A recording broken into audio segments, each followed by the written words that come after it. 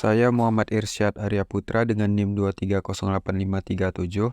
Pada video kali ini saya akan membahas tentang ujian akhir semester statistika terapan. Yang pertama nomor 1 yaitu adalah membuat min, modus, median, dan simpangan baku untuk harga, luas lahan, jumlah ruang, dan juga jumlah lantai. Kita gunakan rumus sama dengan average. Lalu kita pilih kolom yang mau dirata-ratakan, lalu klik enter. Untuk modus sendiri, kita bisa menggunakan rumus sama dengan mode atau mod, lalu kita pilih kolom yang ingin kita cari modusnya berapa. Pada soalan ini, pada soalan harga, saya menggunakan B2.2 B547 untuk langsung memblok kolom dari atas sampai bawah. Untuk rumus mediannya sendiri yaitu sama dengan median. Lalu masukkan kolom yang ingin dicari mediannya, klik enter. Untuk simpangan baku sendiri yaitu adalah sama dengan stdef.s. Lalu pilih kolom yang ingin kita cari, simpangan bakunya, lalu klik enter.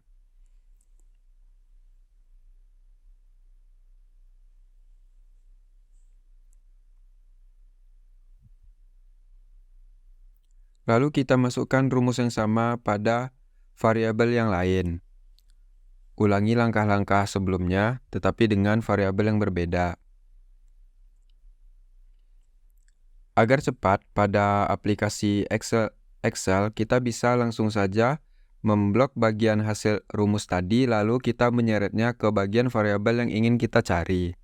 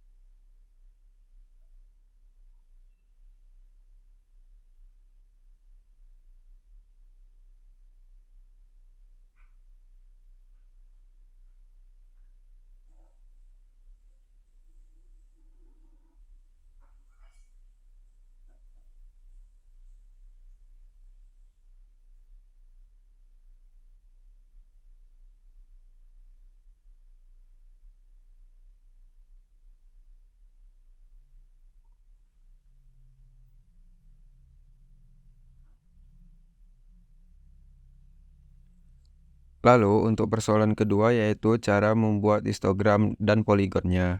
Pertama kita buka SPSS dan import datanya. Lalu kita pergi ke graph, lalu klik bagian legasi dialog, lalu klik histogram. Masukkan variabel yang ingin dicari, lalu OK. Maka histogram dan poligon akan keluar di output. Lakukan langkah ini satu-satu pada variabel yang ingin kita cari, yaitu yang pertama harga unit rumah, lalu luas unit rumah, jumlah ruang, dan jumlah lantainya.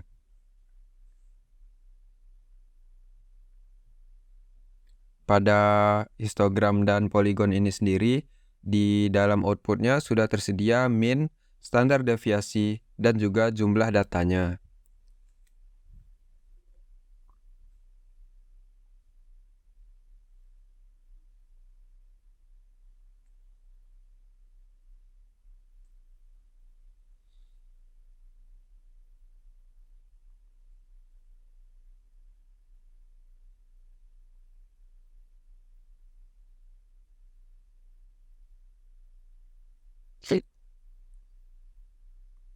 Lalu kita bisa mencari uji distribusi normal dengan cara pergi ke analisis, lalu scale, dan pilih explore.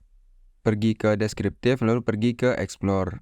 Lalu kita masukkan dependent listnya yaitu harga unit rumah dan faktor listnya yaitu adalah luas unit, jumlah kamar tidur, jumlah lantai.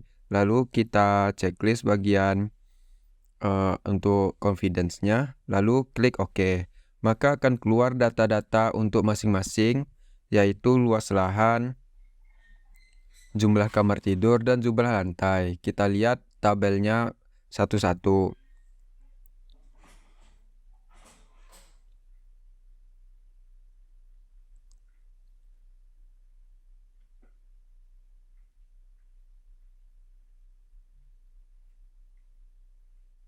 Assalamualaikum.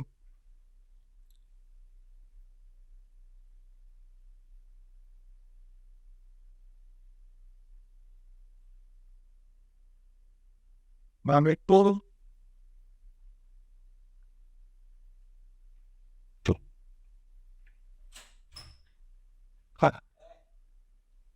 Allah. Ayo. Mak kami itu kamar on. Blah. Si. Amani. Paano ni sebenarnya? Kop ada. Ayo. Makan. Lalu kita lakukan uji reliabilitas dengan cara pergi ke bagian scale, lalu reliability analysis. Kita masukkan item-itemnya yaitu harga unit rumah, luas unit rumah, jumlah ruang unit rumah, dan juga jumlah lantai unit rumah. Kita masukkan ke dalam items, lalu pilih modelnya alpha, lalu klik OK. Kita bisa mengecek pada reliability statistic table, di mana crown batch alpha-nya. Crown batch alpha yang kita dapatkan yaitu 0,004. Bisa dikatakan bahwa ini berada di bawah alpha, sehingga kesimpulannya adalah data tidak reliabilitas. Lalu kita cek homoskedastistasnya dengan cara memasukkan pada bagian ke analisis regresi linear, lalu dependennya kita masukin harga unit rumah, dan pada independennya kita masukkan luas lahan, jumlah kamar tidur, dan juga luas lahan. Kita cek statistiknya, kita save, lalu klik bagian pada bagian regresinya, lalu kita save. Maka akan keluar variabel baru yang berjudul res_1. Lalu kita transfer compute variable. Pada target variable kita tulis abs_res, di mana abs itu adalah absolute. Lalu pada numeric expression-nya langsung saja kita klik abs, lalu pada datanya kita pilih understandarize tadi dengan cara abs dalam kurung res_1. Lalu tutup kurung, klik OK. Maka akan keluar lagi variabel baru yang menunjukkan data absolut dari data sebelumnya. Tadi aset. Singalan hadir terpulang. Oh. An. Jadi bingung deh. Lalu kita analisis regresi bagian linear. Pada dependen kita ganti menjadi abs_res variabel, tetapi independennya tetap sama. Lalu kita klik OK. Kita lihat saja ke bagian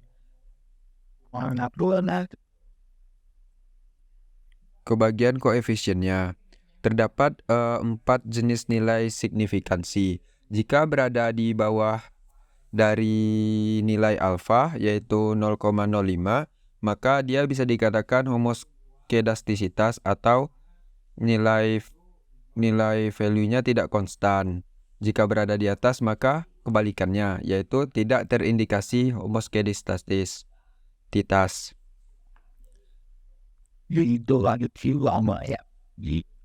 Lalu kita lakukan uji autokorelasi, tetapi bedanya pada bagian statistik di residual kita checklist bagian Durbin-Watson. Lalu kita pergi ke tabel model summary dan kita lihat nilai Durbin-Watson-nya dan kita mendapatkan 1,266. Jika data berada di bawah 1,5 berarti dapat dikatakan data memiliki autokorelasi yang positif. Sekarang kita langsung saja masuk ke kasus 1, yaitu korelasi. Kita ke analisis, correlation, dan masuk ke bagian bivariate.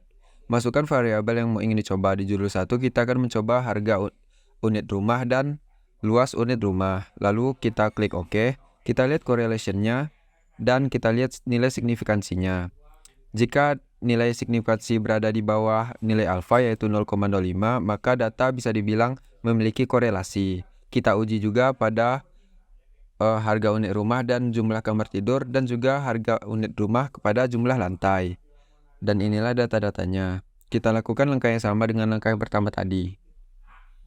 Kita lihat lagi berapa nilai signifikansinya. Lalu kita akan mencoba pada kasus kedua, yaitu nilai regresi linearnya sederhana. Pada bagian dependen kita masukkan harga, sedangkan pada bagian independen kita masukkan satu variabel saja. Pada judul pertama kita memasukkan luas lahan. Kita batalkan checklist Durbin Watson tadi, lalu klik OK. Kita lihat saja pada tabel ANOVA-nya. Jika pada nilai signifikansinya adalah di bawah nilai alfa yaitu 0,05, maka bisa dikatakan nilai variabel bebasnya memiliki pengaruh kepada variabel terikat. Kita uji coba lagi pada judul kedua dan ketiga, yaitu pada variabel bebasnya jumlah kamar tidur, dan pada judul ketiga jumlah lantai. Kita coba satu-satu. Lakukan langkah yang sama pada judul pertama tadi dan lihat tabel ANOVA-nya pada nilai signifikansinya. Lalu kita masuk ke kasus ketiga, yaitu pada bagian dependennya masih sama, yaitu harga unit rumah. Sedangkan pada independennya kali ini kita memasukkan dua variabel. Pada judul pertama kita memasukkan luas lahan dan jumlah kamar tidur sebagai variabel bebasnya. Kita lihat lagi, kita klik OK. Lalu kita lihat tabel ANOVA-nya lagi. Jika berada di bawah 0,05 atau nilai alfa, maka kedua variabel bebas tadi berartinya memiliki pengaruh terhadap harga unit rumah sebagai variabel terikat. Ini. Dan di atau enggak? Hanya itu yang dapat bisa saya sampaikan. Assalamualaikum warahmatullahi wabarakatuh. Kaki terus.